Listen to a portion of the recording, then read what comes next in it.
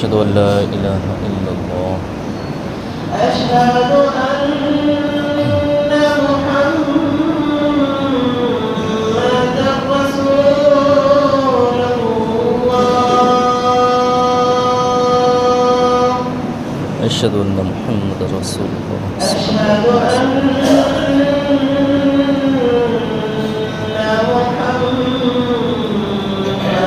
رسول الله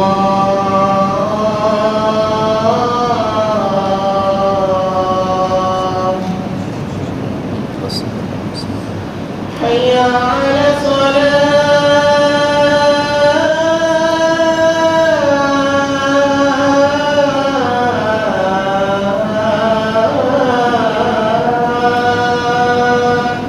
لا حول ولا قوة إلا بالله حي على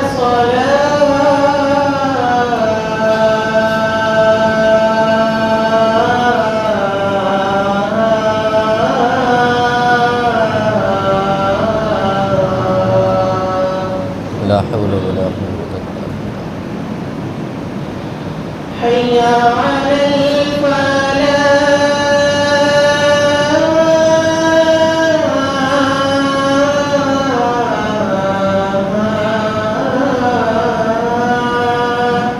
لا حول ولا قوة حي على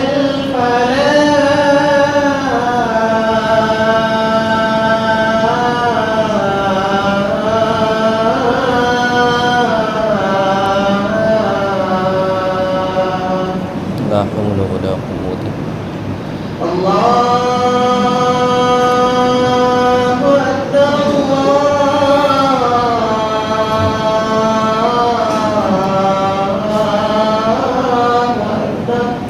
الله أكبر الله أكبر الله أكبر لا إله إلا الله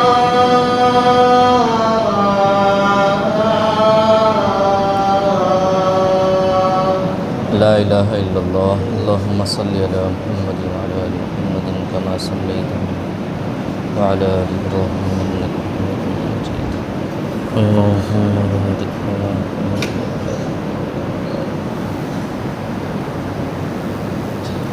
اللهم ربنا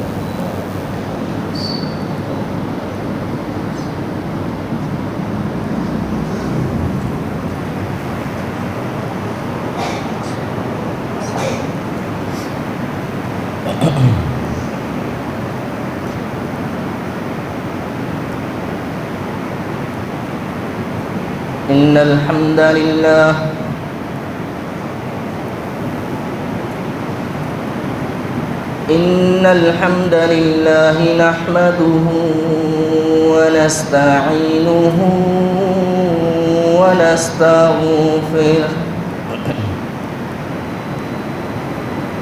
ونعوذ بالله من شرور أنفسنا ومن سيئات أعمالنا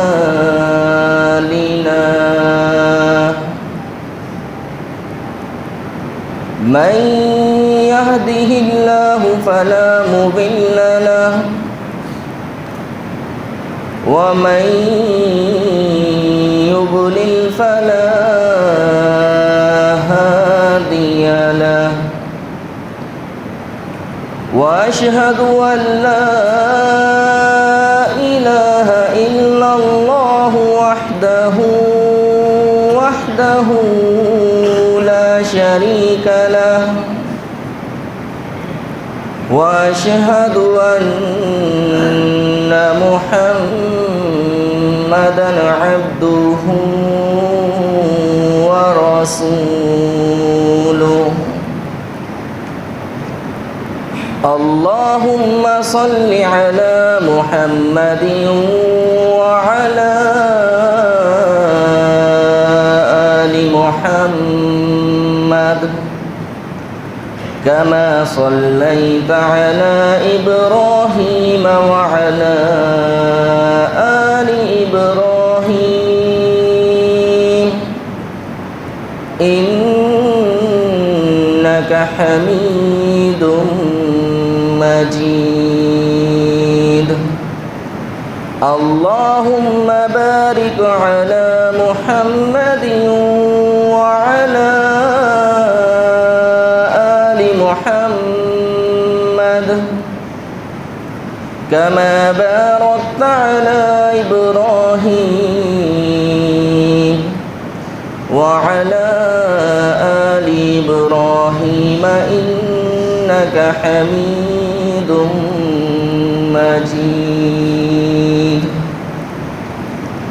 أما بعد فإن أحسن الكلام كلام الله وخير الهدي هدي محمد صلى الله تعالى عليه وسلم وشر الأمور محدثاتها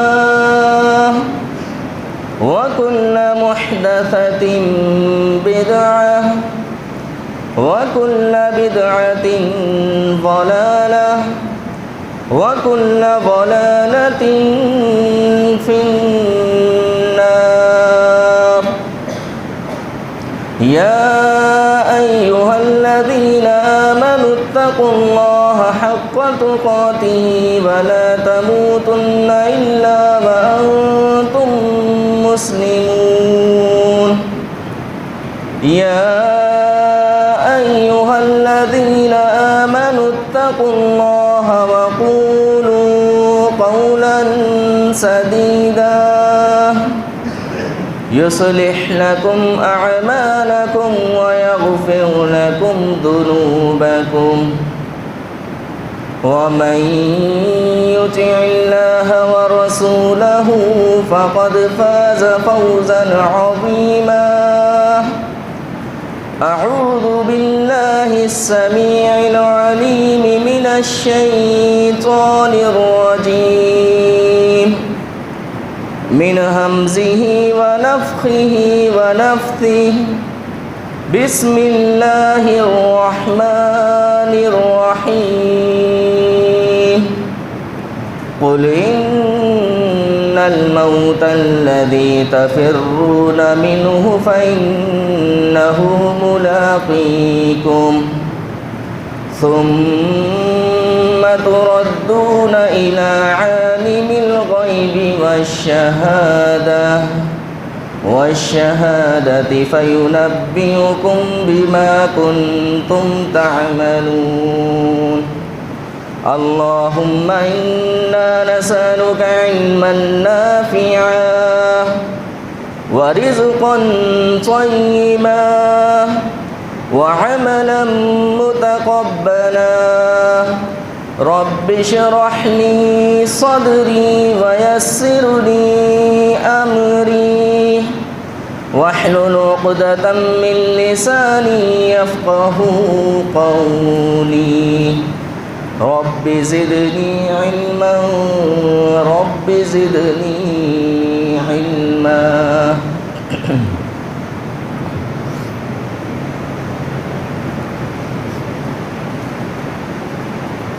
تمام قسم کی تعریفات اللہ رب العالمین کے لیے خاص ہیں، جو ساری کائنات کا خالق،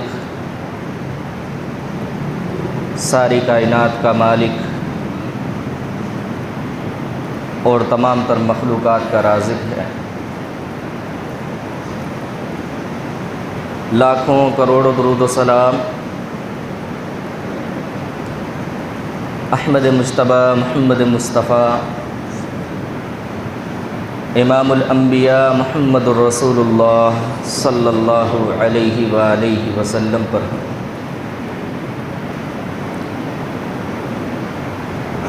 عزیز دوستوں اور بزرگوں،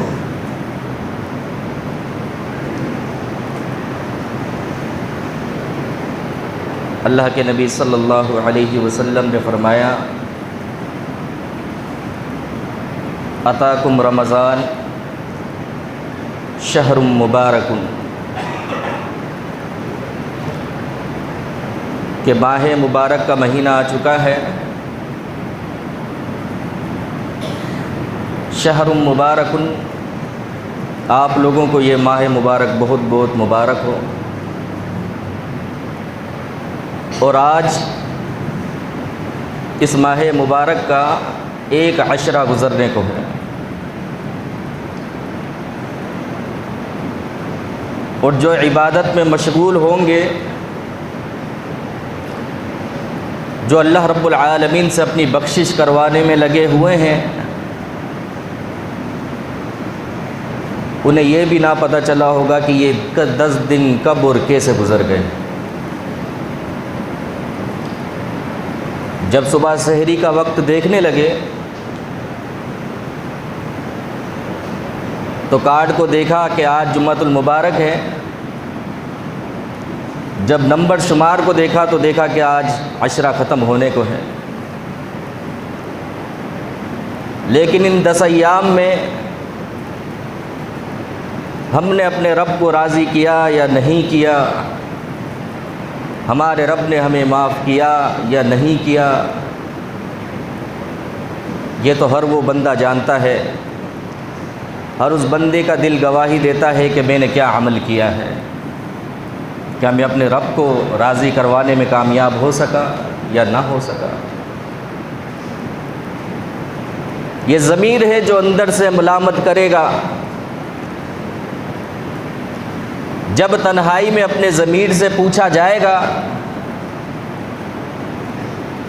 کہ اے میرے ضمیر تو مجھے بتا تو صحیح کہ اللہ تعالیٰ نے مجھے یہ مبارک گھڑیاں عطا کی ہیں، کیا ان مبارک گھڑیوں نے مجھے کوئی فائدہ دیا یا میں نے ان سے کوئی فائدہ لینے کی کوشش کی ہے؟ یہ سوال اس وقت ملے گا اور یہ جواب اس وقت ضمیر دے گا جب تنہائی میں یہ سوال خود سے پوچھا جائے گا۔ وگرنہ ایسا نہ ہو کہ ہم ان لوگوں کی طرف دیکھیں،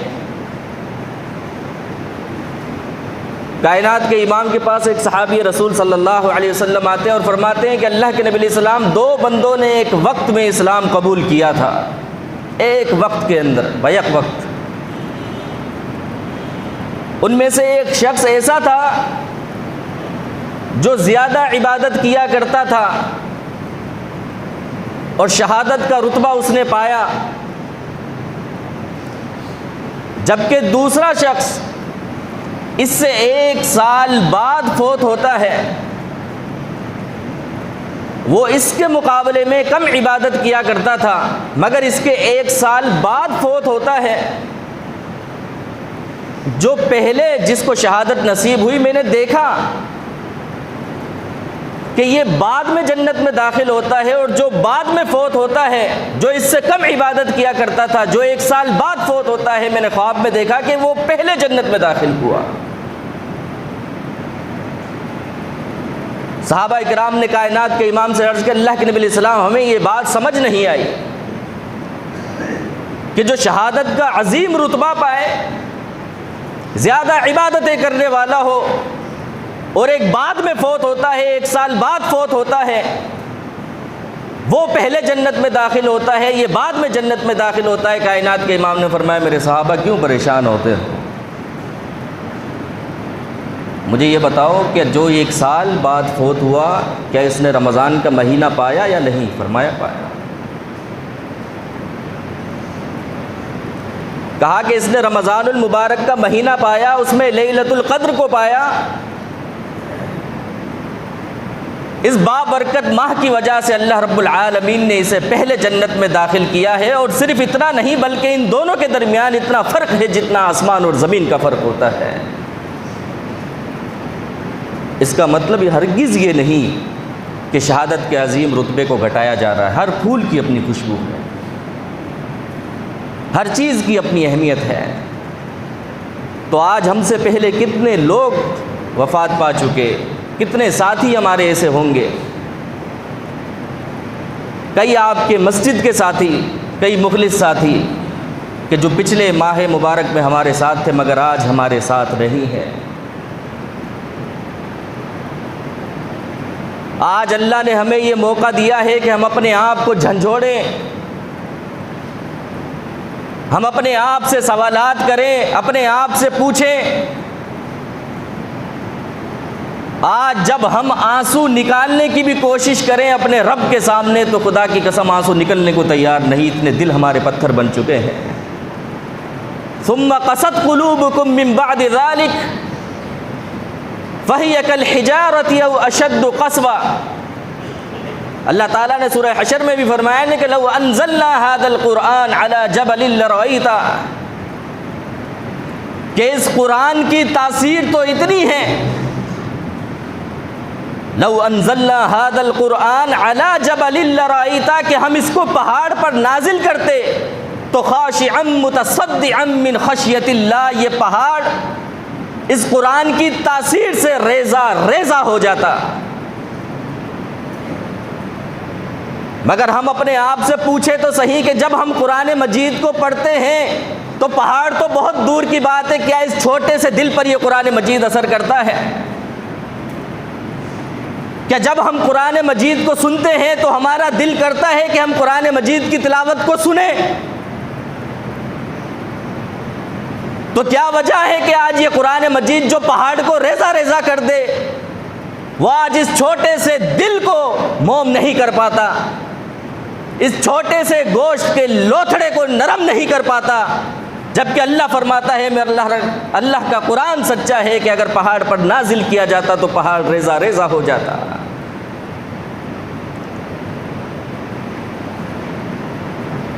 ثم قست قلوبکم من بعد ذلک، کیوں اللہ فرماتا ہے کیونکہ تمہارے دل پتھروں سے بھی زیادہ سخت ہو چکے ہیں۔ کلا بل ران علی قلوبہم ما کانوا یکسبون، اللہ فرماتا ہے کیونکہ ہم نے ان کے دلوں پر زنگ لگا دیا ہے ان کے گناہوں کی وجہ سے۔ اور جب دل پر زنگ لگ جائے، دل پتھر سے زیادہ سخت ہو جاتا ہے۔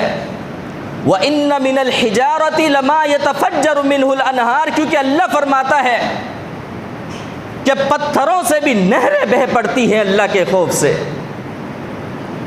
وَإِنَّ مِنْهَا لَمَا يَشَّقَّقُ فَيَخْرُجُ مِنْهُ الْمَاءُ وَإِنَّ مِنْهَا لَمَا يَهْبِطُ مِنْ خَشْيَةِ اللَّهِ، کہ پتھروں کو بھی جب اللہ کا خوف ہوتا ہے تو ان میں سے بھی چشمے بہہ پڑتے ہیں۔ وَإِنَّ مِنْهَا لَمَا يَهْبِطُ مِنْ خَشْيَةِ اللَّهِ، تم دیکھتے ہو کہ کس طرح پہاڑوں سے پتھر گرتے ہیں، یہ خود بخود نہیں گرتے۔ لَمَا يَهْبِطُ مِنْ خَشْيَةِ اللَّهِ، یہ اللہ کے خوف سے گر پڑتے ہیں۔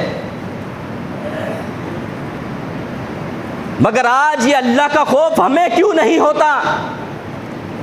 یہ اللہ کا ڈر ہمیں کیوں محسوس نہیں ہوتا؟ صحابہ کرام رضوان اللہ علیہم اجمعین کی مثال ہم لے لیں کہ ثعلبہ بن عبد الرحمن کا یہ مشہور واقعہ کہ جب بھی ہم اسے پڑھتے ہیں تو خدا کی قسم روح کانپ اٹھتی ہے۔ وہ روح کیوں کانپتی ہے کہ اللہ جو خوف تو نے صحابہ کو دیا وہ خوف ہم میں کیوں نہیں ہے؟ اللہ کے نبی علیہ السلام نے کہا نا ثعلبہ بن عبد الرحمن کو کہ ثعلبہ جاؤ جا کر مدینہ کے مضافات میں چکر لگاؤ اور دیکھو کوئی پریشان، کوئی لاچار، کوئی غریب، کوئی مصیبت زدہ کوئی نظر آئے تو مجھے آ کر بتاؤ۔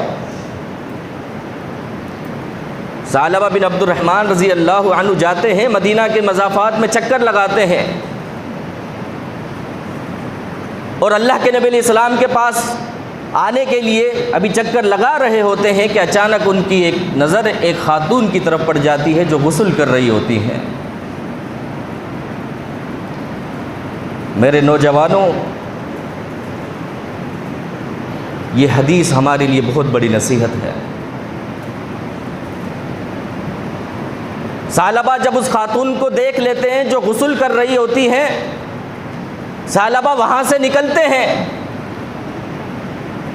ضمیر ملامت کرتا ہے، ضمیر کہتا ہے کہ ثعلبہ اللہ کے نبی علیہ السلام نے تو تجھے کس کام کے لیے بھیجا تھا؟ اس لیے بھیجا کہ جاؤ کوئی غریب، کوئی لاچار، کوئی مصیبت زدہ اسے دیکھو، اور تجھ سے یہ کیا گناہ ہو گیا؟ کہ تو نے ایک خاتون کو غسل کرتے وقت دیکھ لیا۔ ثعلبہ کی اب حالت خراب ہونے لگتی ہے، سوچ رہے ہوتے ہیں کہ میں اللہ کے نبی علیہ السلام کے پاس کیسے جاؤں، میں کیسے اپنا چہرہ اللہ کے نبی علیہ السلام کو دکھاؤں، اب تک تو اللہ کے نبی علیہ السلام کے پاس وحی نازل ہو گئی ہوگی، میں کیسے اپنا چہرہ دکھاؤں گا۔ ثعلبہ کی ہمت نہیں ہوتی کہ اللہ کے نبی علیہ السلام کے پاس جائیں۔ ثعلبہ وہیں سے پہاڑوں میں نکل جاتے ہیں، شام ہوتی ہے، کائنات کے امام پریشان ہوتے ہیں، عمر بن خطاب رضی اللہ عنہ کو بلاتے ہیں، فرمایا عمر کہ ثعلبہ کو میں نے اس کام کے لیے بھیجا مگر ثعلبہ ابھی تک لوٹے نہیں، جاؤ دیکھو کہاں ہیں۔ عمر بن خطاب آتے ہیں، ڈھونڈتے ہیں، ایک چرواہے سے پوچھتے ہیں کہ تم نے ثعلبہ کو دیکھا؟ بار کے جواب دیا جاتا ہے کہ ہاں، شام کے وقت پہاڑوں سے ہچکیوں کی اور سسکیوں کی آوازیں آتی ہیں، میں نے شام کو سنا۔ عمر بن خطاب کہتے ہیں کہ ثعلبہ ہوں گے، گمان دیکھیے، فرمایا ثعلبہ ہوں گے۔ شام کو پہنچتے ہیں، ڈھونڈتے ہیں، ثعلبہ ملتے ہیں، پوچھتے ہیں ثعلبہ کیا ہوا، یہ اپنی حالت کیا بنا لی ہے، کتنے کمزور ہو چکے ہو، کتنے کمزور ہو چکے ہو۔ ثعلبہ فرماتے ہیں کہ عمر بن خطاب مجھ سے یہ غلطی ہو گئی کہ میں نے ایک خاتون کو غسل کرتے وقت دیکھ لیا، میں کیسے اللہ کے نبی علیہ السلام کے پاس جاتا، اللہ کے نبی علیہ السلام نے مجھے کس عظیم کام کے لیے بھیجا تھا اور مجھ سے یہ کیا گناہ سرزد ہو گیا۔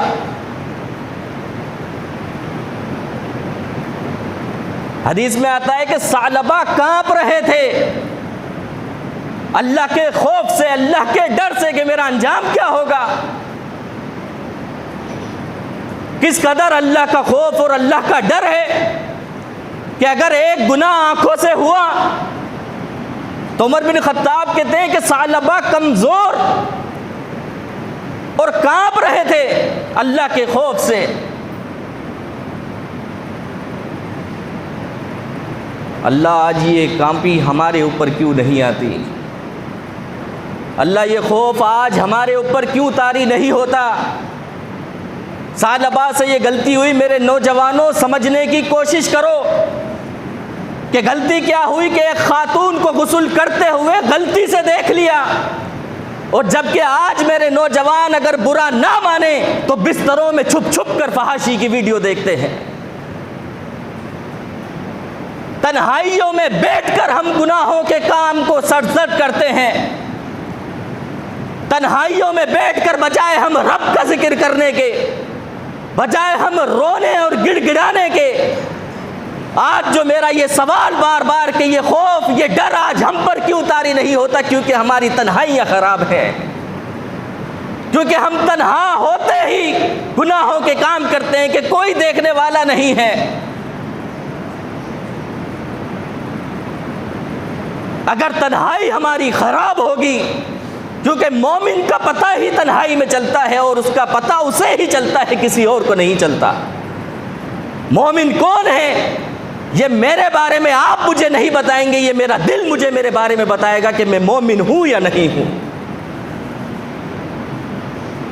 ثعلبہ کو لے کر آتے ہیں کہ اللہ کے نبی علیہ السلام کے پاس چلیے تو صحیح، آپ سے تو یہ غلطی ہوئی مگر آج ہمارے نوجوان صرف اتنا ہی نہیں، صرف ویڈیو ہی نہیں دیکھتے بلکہ پچھلی قومیں جو برباد ہوئی وہ قومیں اگر گناہوں کو کرتی تھی تو ان گناہوں کو گناہ نہیں سمجھتی تھی، اور دوسری جو سب سے بڑی ان کی غلطی تھی کہ اس گناہ کو لوگوں میں آ کر عیاں کیا کرتے تھے، لوگوں میں آ کر بتلایا کرتے تھے۔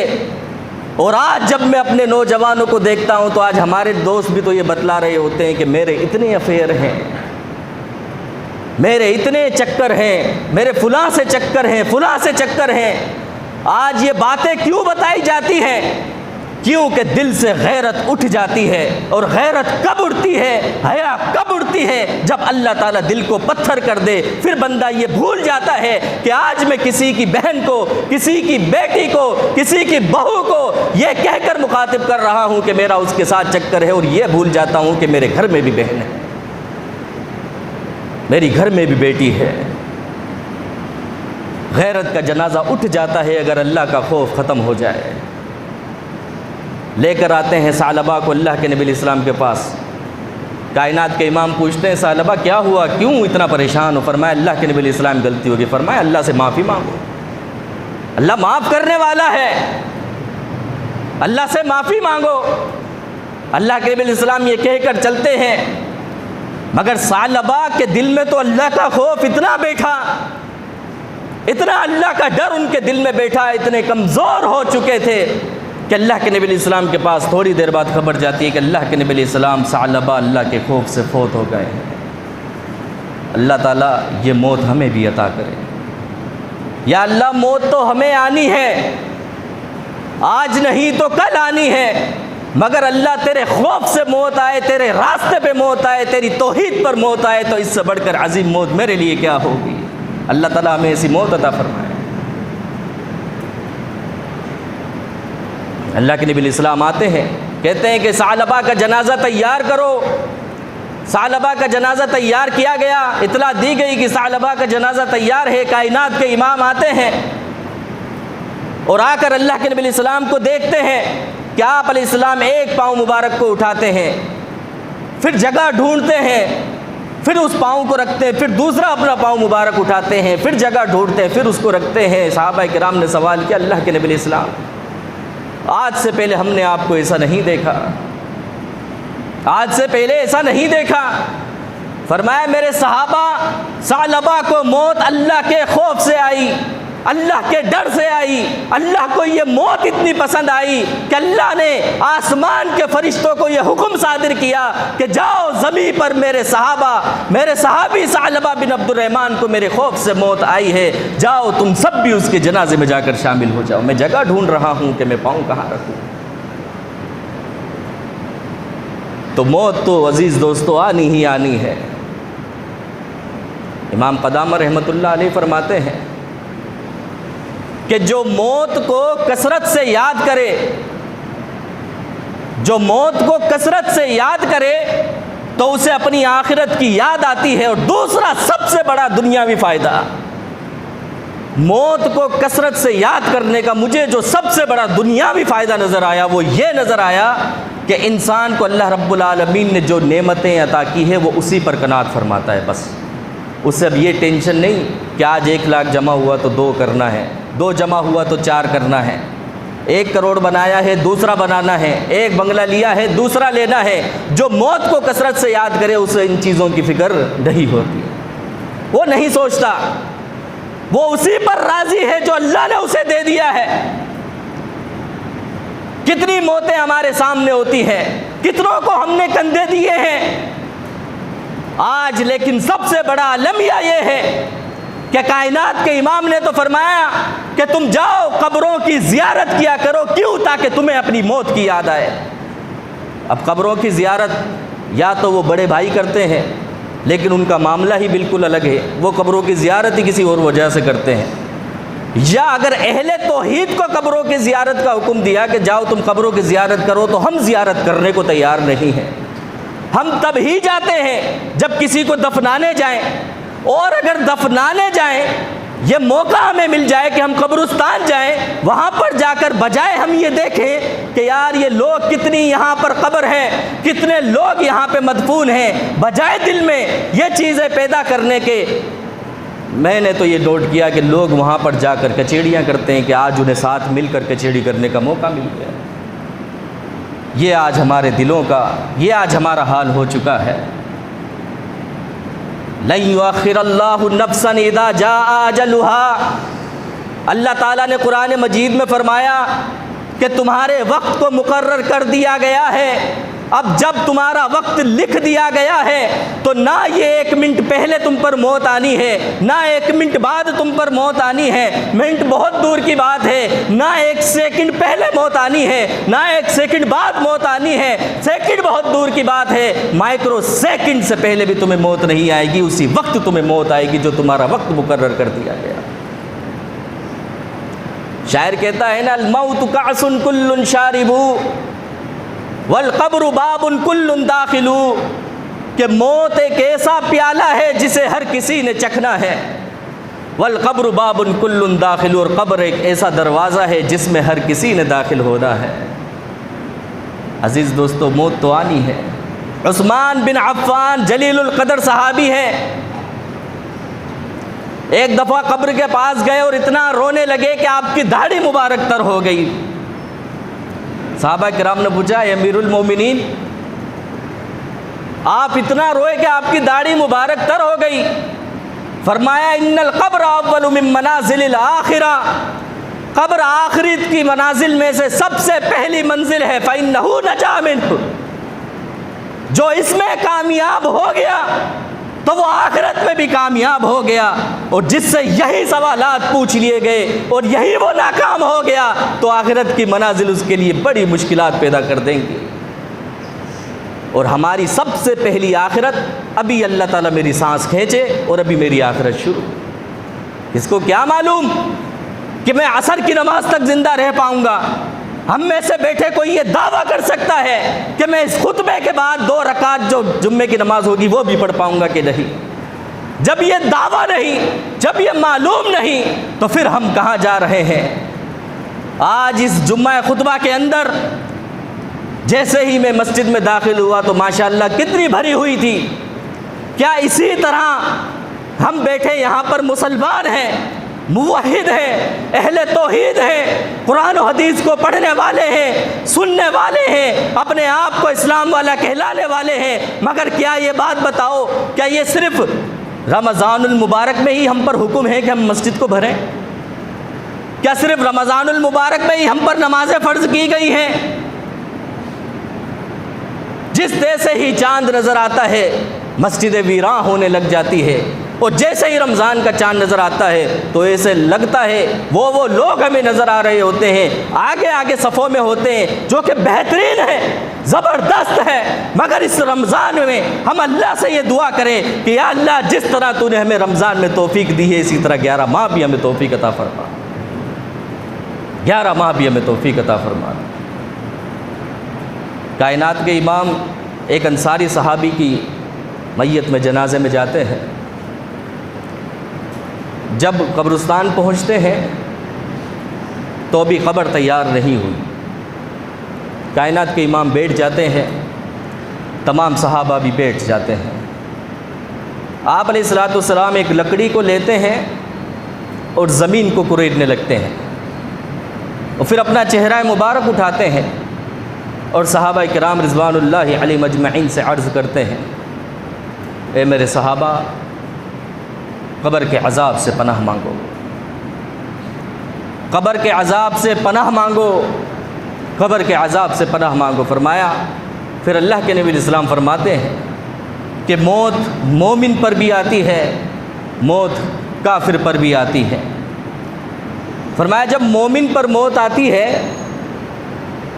وجاءت سکرۃ الموت بالحق، کہ جو موت کی سختیاں ہیں، جب موت آ رہی ہوتی ہے تو یہ حق ہے، یہ موت کی سختیاں مومن پر بھی آتی ہیں اور کافر پر بھی آتی ہیں، مگر جب روح کو، مومن کی روح کو نکالا جاتا ہے تو کائنات کے امام نے فرمایا کہ مومن کی روح کو اس طرح نکالا جاتا ہے کہ جس طرح کسی مشکیزے میں سے پانی کو نکالا جاتا ہے۔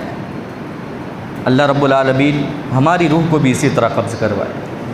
فرمایا کہ جس طرح جگ میں سے پانی نکالا جائے، اس طرح مومن کی روح کو نکالا جاتا ہے، اور پھر فرشتے کھڑے ہوئے ہوتے ہیں جنت کا کفن لے کر، اور اس مومن کی روح کو اس جنت کے کفن میں ڈالا جاتا ہے۔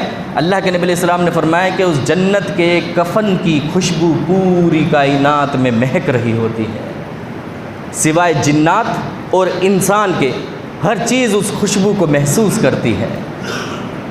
اللہ کے نبی علیہ السلام نے فرمایا کہ پھر فرشتے آپس میں لڑتے ہیں کہ اس مومن کی روح کو لے کر ہم جائیں گے۔ وہ کہتے ہیں کہ کبھی کوئی فرشتہ کبھی کوئی فرشتہ کہ ہم اس کی روح کو لے کر جائیں گے۔ چنانچہ فیصلہ ہوتا ہے کہ اتنی پاکیزہ روح، مومن کی روح کو تمام کے تمام فرشتے لے کر جائیں گے۔ اللہ کیا عظیم پروٹوکول تو نے دیا ہے۔ اب یہ مومن کی روح کو فرشتے، دنیاوی فرشتے لے کر جاتے ہیں، سارے فرشتے لے کر جاتے ہیں، لے کر جاتے ہیں، پہلے آسمان تک پہنچتے ہیں۔ پہلے آسمان کے فرشتے یہ کہتے ہیں کہ بھائی یہ کس کی روح ہے؟ جواب دیا جاتا ہے کہ یہ فلاں بن فلاں کی روح ہے۔ کہا کہ اگر یہ فلاں بن فلاں کی روح ہے، مومن کی روح ہے، تو ہم ایک شرط پر یہ دروازہ کھولیں گے کہ تم ہمیں بھی ساتھ لے کر جاؤ گے۔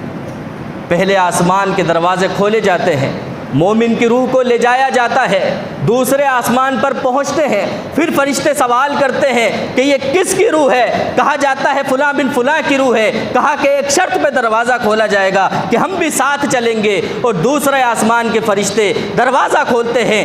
3 جماعتیں شامل ہو گئی، ایک دنیاوی فرشتوں کی، پہلے آسمان کے فرشتوں کی، دوسرے آسمان کے فرشتوں کی، اسی طرح 7ویں آسمان تک یہ فرشتے شامل ہوتے جاتے ہیں۔ کیا پروٹوکول ہے! آج ہمیں جو پروٹوکول دنیاوی ملتا ہے اس میں اگر ڈرائیور ہو تو نشئی بھی ہو سکتا ہے، کافر بھی ہو سکتا ہے، گناہگار بھی ہو سکتا ہے۔ جو لوگ ہمیں ملتے ہیں پروٹوکول میں، مشرک بھی ہو سکتے ہیں، منافق بھی ہو سکتے ہیں۔ یہ مومن کی روح ہے جہاں نہ کوئی مشرک ہے نہ کوئی کافر ہے، بلکہ ان عظیم جماعت ہے، وہ عظیم جماعت ہے، فرشتوں کی جماعت ہے، آسمان پر لے کر جاتے ہیں۔ چنانچہ اس کی روح کو لوٹا دیا جاتا ہے، قبر میں دفنا دیا جاتا ہے۔ ہمیں بھی قبر میں دفنا دیا جائے گا، ہمیں بھی چھوڑ کر آ جائیں گے، اور لوگ جب چھوڑ کر آئیں گے تو کیا کہیں گے؟ شاعر کہتا ہے کہا احباب نے ہر دفن کے وقت، اب ہم وہاں کا حال کیا جانے، کر دی ہم نے تیری تعظیم قبر تک، اب تو جانے تیرے اعمال جانے۔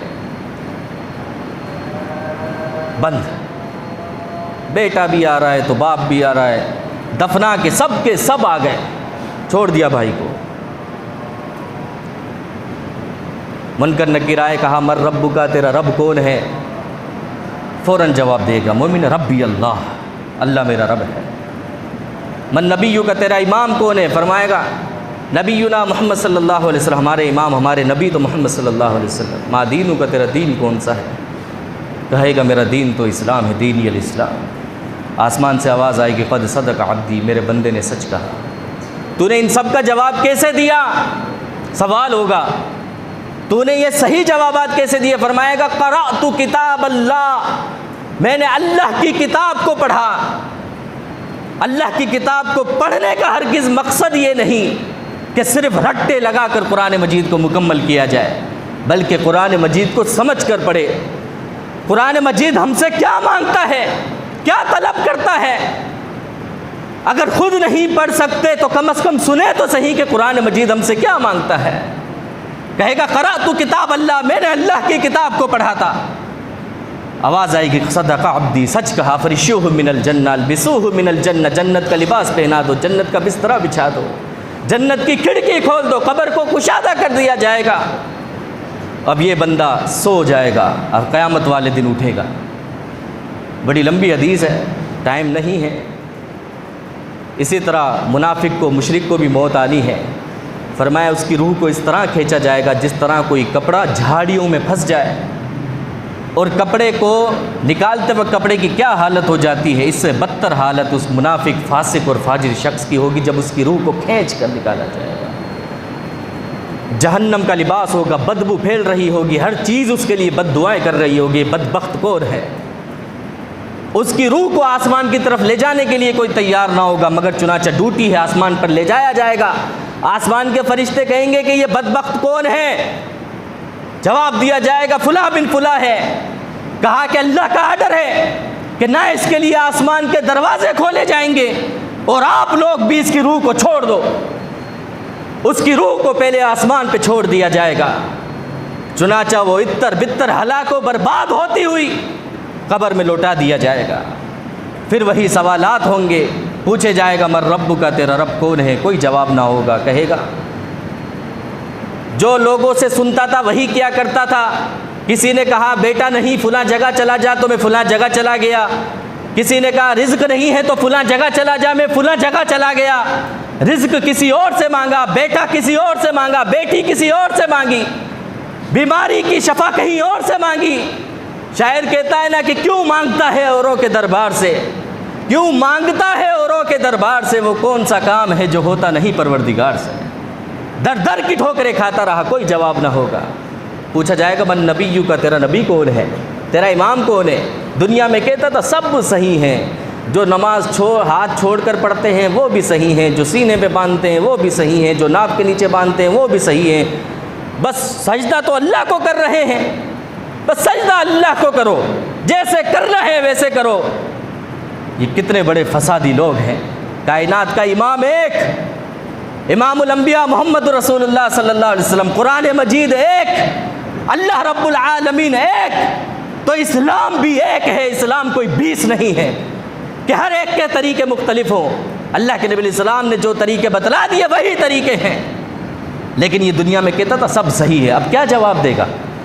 کہے گا جو لوگوں سے سنتا تھا وہی کیا کرتا تھا۔ پوچھا جائے گا ماں دینوں کا، تیرا دین کون سا؟ دنیا میں کہتا تھا سب صحیح ہیں، عیسائی بھی صحیح ہیں، یہودی بھی صحیح ہیں، بس اپنے دین کو چھوڑو مت، دوسرے کے دین کو چھیڑو مت، سب کو صحیح کر دیا۔ اب یہاں کیا جواب دے گا؟ پریشان ہو جائے گا۔ سمیعت من الناس، جو لوگوں سے سنتا تھا وہی کیا کرتا تھا۔ آسمان سے آواز آئے گی قذب، جھوٹ بولتا ہے۔ البسوا من النار، جہنم کا لباس پہنا دو، جہنم کا بسترا لگا دو۔ ایک شخص مقرر کر دیا جائے گا جو اس کے سر پر لوہے کی سلاخ مارے گا، آواز مشرق سے مغرب تک جائے گی مگر اس شخص کو نہیں آئے گی، کیونکہ وہ کانوں سے بہرا ہوگا، آنکھوں سے اندھا ہوگا۔ کبھی ہم تنہائی میں اس قبر کو سوچے تو صحیح کہ قبر کے اندر ہمارا کیا حال ہوگا، اگر ہمارے اعمال اچھے نہیں تو ہمارا انجام کیا ہوگا۔ تو عزیز دوستو، یہ بابرکت مہینہ ہے، ہمیں اس ماہ کے اندر زیادہ سے زیادہ اللہ تعالیٰ کی عبادت کرنی چاہیے، اور اللہ سے یہ دعا لازمی کرنی چاہیے کہ اللہ جس طرح تو نے مجھے اس مہینے توفیق دی ہے، اسی طرح مجھے باقی 11 مہینے بھی اپنی عبادت کرنے کی توفیق عطا فرما۔ آمین۔ وآخر دعوانا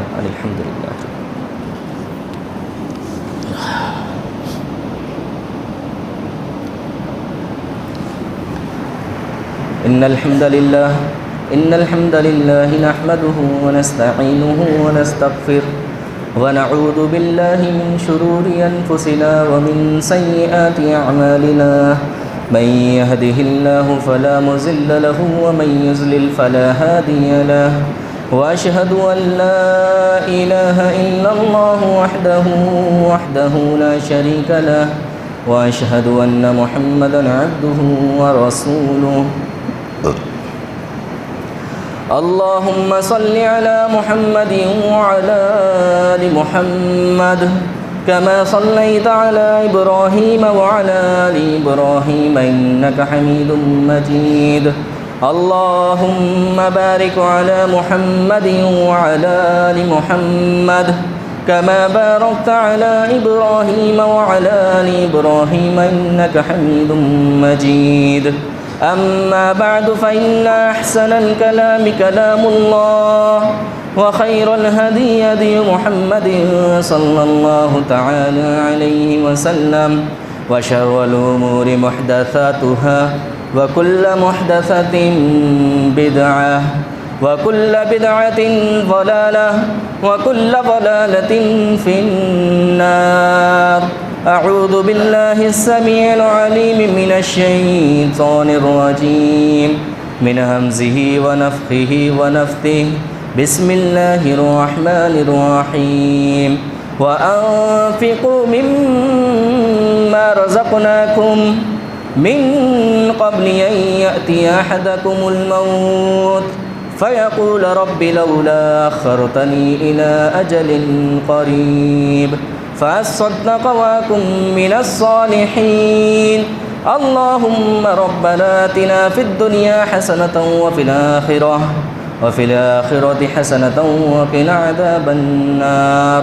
ربنا ظلمنا أنفسنا وإن لم تغفر لنا وترحمنا لنكونن من الخاسرين۔ تلاوت کردہ آیت کے اندر اللہ تعالیٰ نے فرمایا کہ وَأَنفِقُوا مِمَّا رَزَقْنَاكُمْ، اے لوگو تم خرچ کرو مما رزقناکم، اس میں سے خرچ کرو جو ہم نے تمہیں عطا کیا ہے، من قبل ان یأتی احدکم الموت، اس سے پہلے کہ تم پر موت آ جائے، فیقول ربی لولا اخرتنی الی اجل قریب، اور پھر تم کہو گے کہ کاش اے میرے رب مجھے تھوڑی سی مہلت دیتا تو میں صدقہ کر لیتا، اللہ مجھے تھوڑی سی مہلت دے تو میں جا کر تیری راہ میں خرچ کروں، بجائے اس سے کہ یہ وقت پہلے آ جائے۔ تو تمہیں جو اللہ نے عطا کیا ہے اپنی موت سے پہلے اس میں سے خرچ کرو، اور یہ بابرکت مہینہ جس میں ہر نیکی ڈبل اور ٹبل ہو جاتی ہے، اس عظیم ماہ کے اندر ہمیں اپنی زکوٰۃ ایک تو لازمی ادا کرنی چاہیے، صدقات ضرور ہمیں دینے چاہیے، اللہ کی راہ میں ہمیں خرچ کرنا چاہیے، اور ایسی جگہ پر خرچ کرنا چاہیے کہ جہاں ہمیں علم ہو کہ ہم یہ جو اللہ کی راہ میں اپنا مال دے رہے ہیں کہ ہم یہ دیکھیں کہ یہ کہاں خرچ ہو رہا ہے۔ تو عزیز دوستو، آپ کو علم ہے ہم نے جس مدرسے میں تعلیم حاصل کی، مدرسہ تعلیم القرآن والحدیث گھمن آباد، بڑا عظیم ادارہ ہے، مادر علمی ہے، بڑے بڑے علماء وہاں سے فارغ ہوئے ہیں، بڑے بڑے عالم، بڑے بڑے فاضل وہاں سے نکلے ہیں، اور آج وہ بڑا عظیم دین کا کام کر رہے ہیں۔ تو یہ ہمارا مادر علمی مدرسہ تعلیم القرآن والحدیث گھمن آباد اور دیگر جو جماعت کے تحت چلنے والی مساجد ہیں، یہ تمام تر چیزیں، یہ تمام تر مدارس کچے قلعے کا مدرسہ ہے للبنات کا۔ تو ہم کوشش کریں کہ اپنے صدقہ اور اپنے زکوٰۃ ایسی جگہ پر دیں کہ جو ہمارے لیے ہمارے مرنے کے بعد صدقہ جاریہ بنے۔ تو اس کے لیے رابطے کے لیے مسجد حاضہ کی انتظامیہ، نیاز بھائی و دیگر معزز جو منتظمین ہیں ان سے آپ رابطہ کریں، اور زیادہ سے زیادہ اپنی جو آپ اللہ کی راہ میں خرچ کرنا چاہتے ہوں تو وہ آپ رابطہ کر کے انہیں دے کر رسید لے سکتے ہیں، تاکہ ہمارا مال ایسی جگہ پر لگے جو ہمارے لیے صدقہ جاریہ بنے۔ وآخر دعوانا ان الحمد للہ رب العالمین۔